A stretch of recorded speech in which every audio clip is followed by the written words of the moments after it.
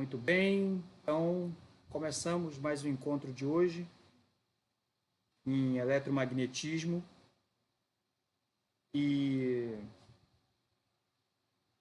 o que a gente vai tratar justamente hoje é uma continuidade dessa parte de análise vetorial, mas vamos tentar ser breves o suficiente para a gente adentrar outros temas, né?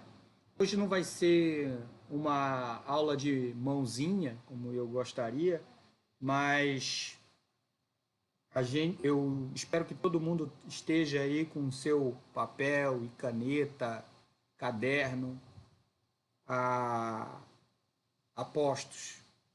Haja vista que algumas coisas a gente pode comentar, eu vou apontar para vocês, e é requerido que vocês podem fazer, digamos, algumas anotações.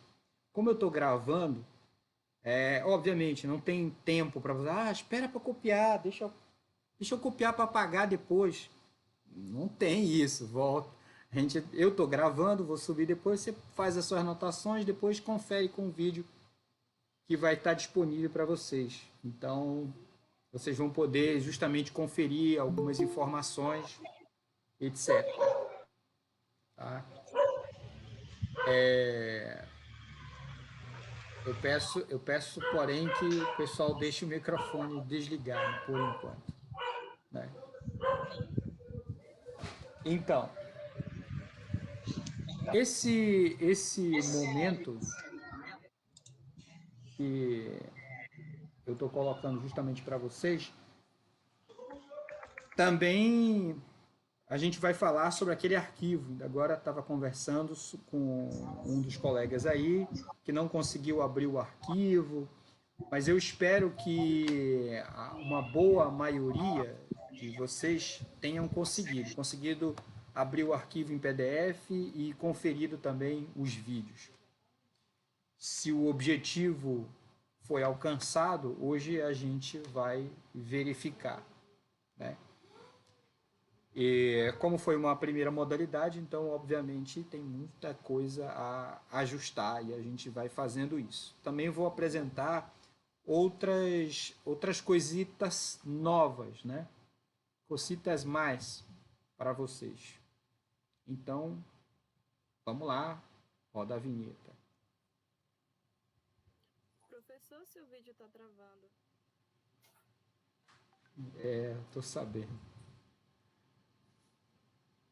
Eu tô sabendo disso, justamente por conta que a gente começa a gravar aqui, algumas coisas começam a dar uma travada, mas sem bronca, ele rapidamente vai atualizar aí e as coisas que estão sendo gravadas aqui, elas não travam. Então depois o pessoal vai poder conferir também. Mas se o áudio está indo beleza, vamos fazer um esforcinho justamente para acompanhar a nossa linha de raciocínio. Tá? Vamos começar aqui justamente com a minha apresentação. Essa apresentação ela é inicial, então vai ter um determinado momento em que foi até onde eu consegui aprontar. A gente vai acompanhar e depois vai saltar para os outros documentos, vamos voltar para o PDF. Vamos ficar fazendo várias idas e vindas, então vamos começar por aqui. Tá? Bem, a ideia da aula de hoje é a gente falar um pouco mais sobre esses teoremas aí do divergente, Stokes, coordenadas curvilíneas, a função delta e potenciais. Isso é aquilo que basicamente, fora a parte de potenciais, estava naquele documento. Então também é um momento importante que o pessoal conseguiu baixar o documento, já deixa aberto aí, porque ali está um resumo, ou justamente tudo foi tirado dali do Griffiths, né? Então o pessoal pode também acompanhar no Griffiths cada uma dessas partes. Aí o teorema fundamental do divergente, né?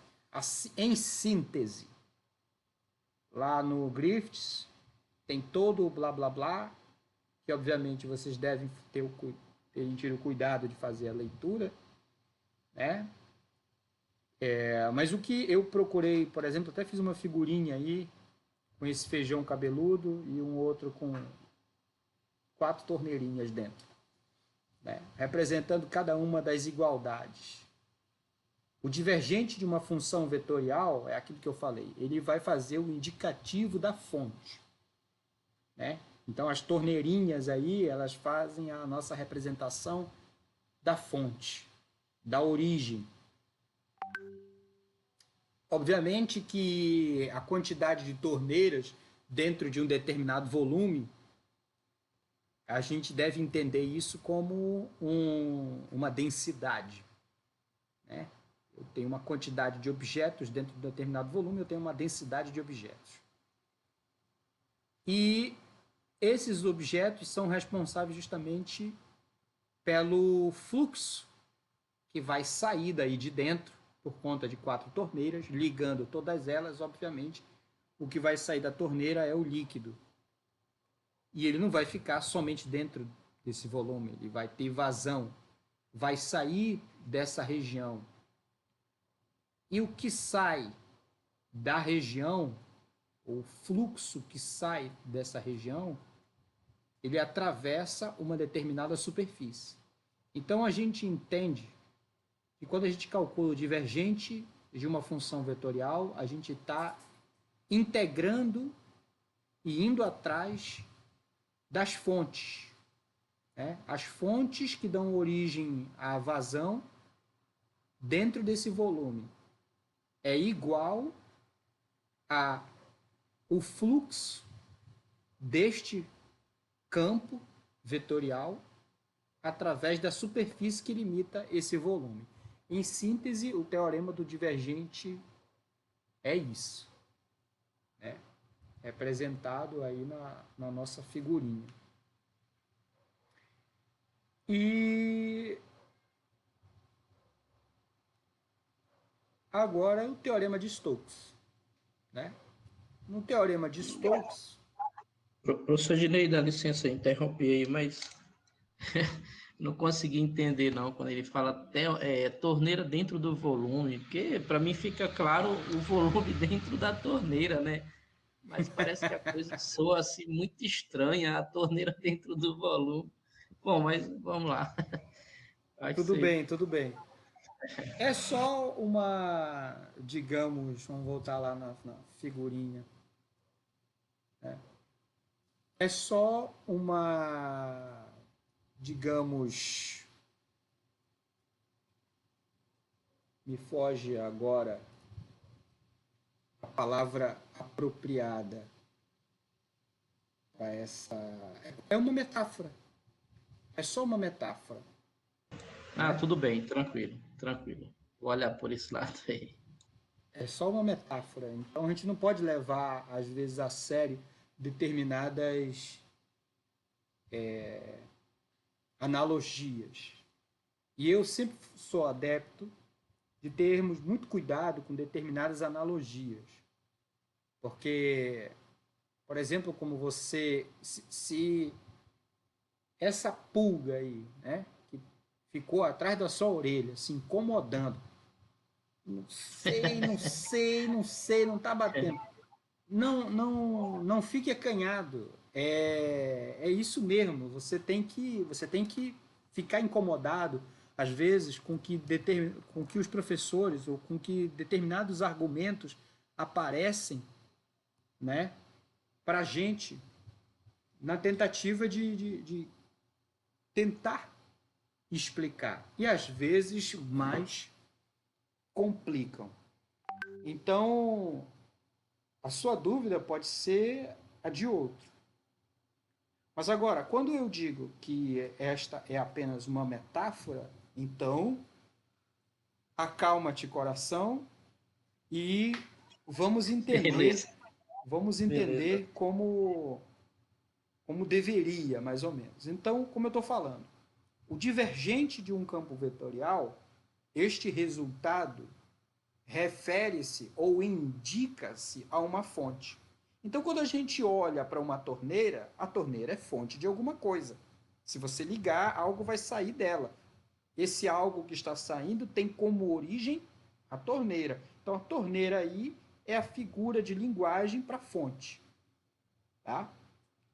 E se a gente encerrar o nosso, digamos, as nossas torneiras, pego, por exemplo, um saco, correto? E englobo todas essas torneiras dentro desse saco.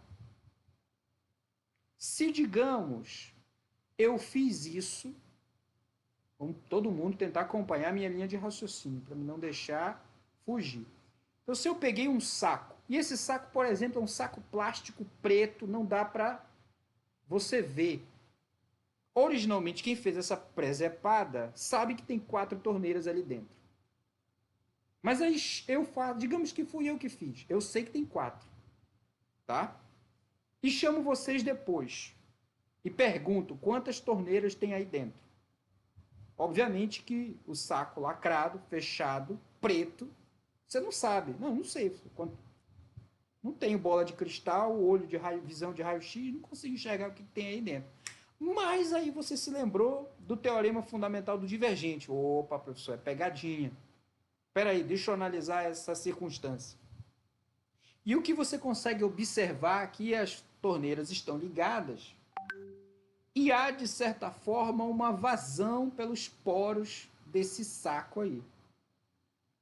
Tá?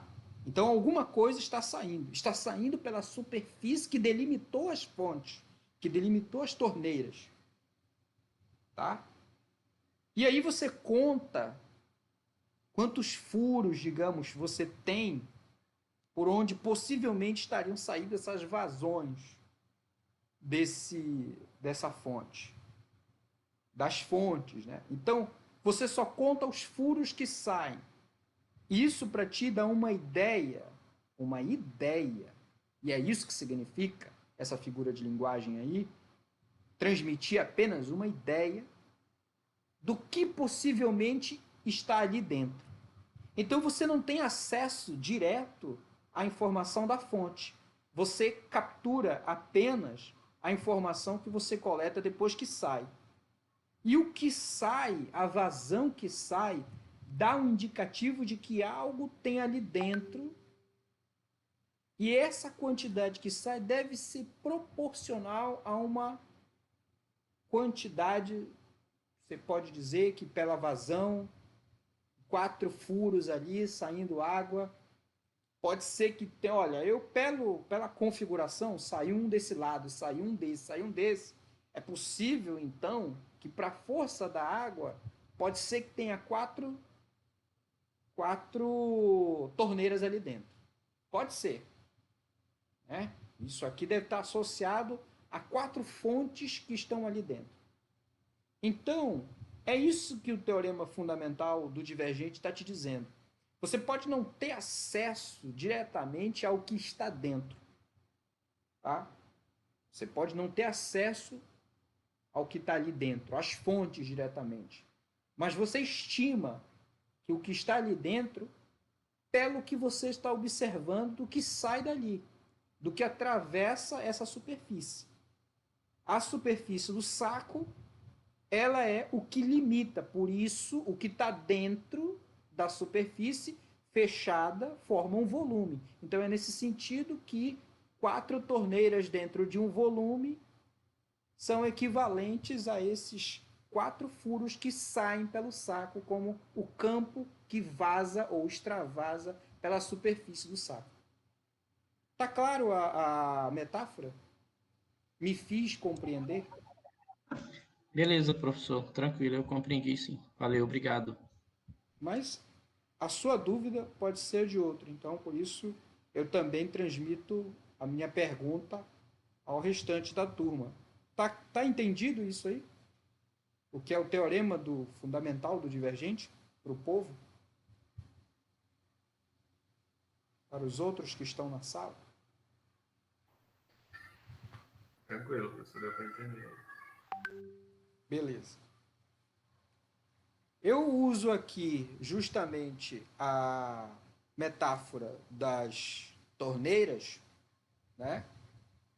Mas, obviamente, a gente sempre deve fazer o exercício, vocês, no caso, devem fazer o exercício de, uma vez que você absorve esse conceito e entende esse conhecimento, você deve produzir, como uma experiência de pensamento, o seu próprio exemplo. Se você entendeu esse fixa muito bem. Mas sempre é bom fazer um exercício de pensamento, de tentar fazer modificações no exemplo proposto. Eu propus o saco que cobre as 4 torneiras, né? E a vazão que sai pelo saco como sendo o campo que atravessa essas superfícies. Existe analogia de igualdade, né, nessas coisas. Eu estabeleci isso.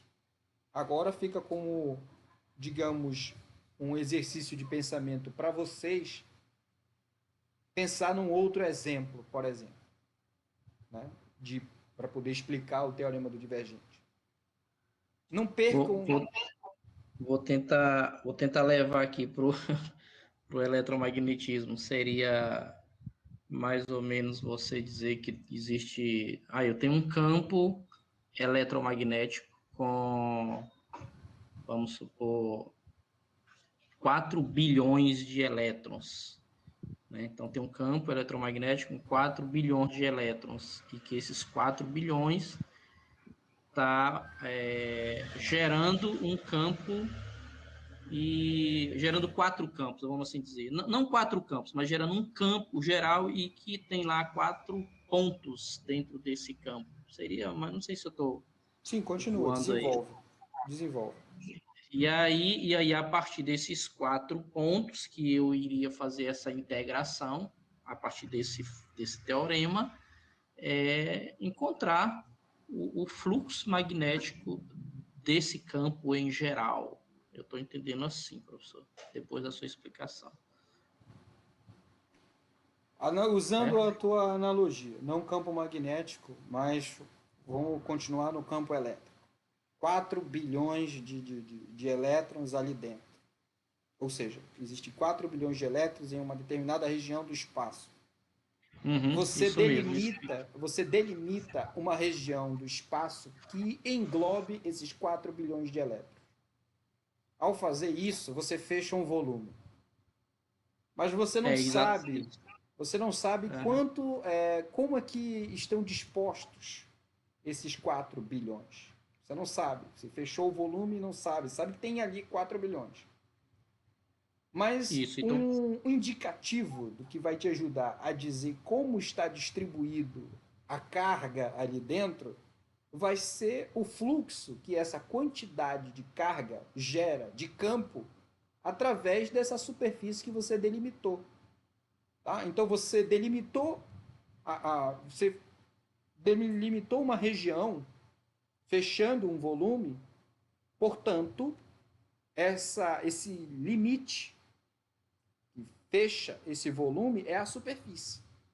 E você olha somente para a superfície, ou seja, é só o que sai. Ou que sai ou que entra, isso aí tanto faz. Né? E olha justamente para a vazão, né? Para as linhas de campo que atravessam essa superfície.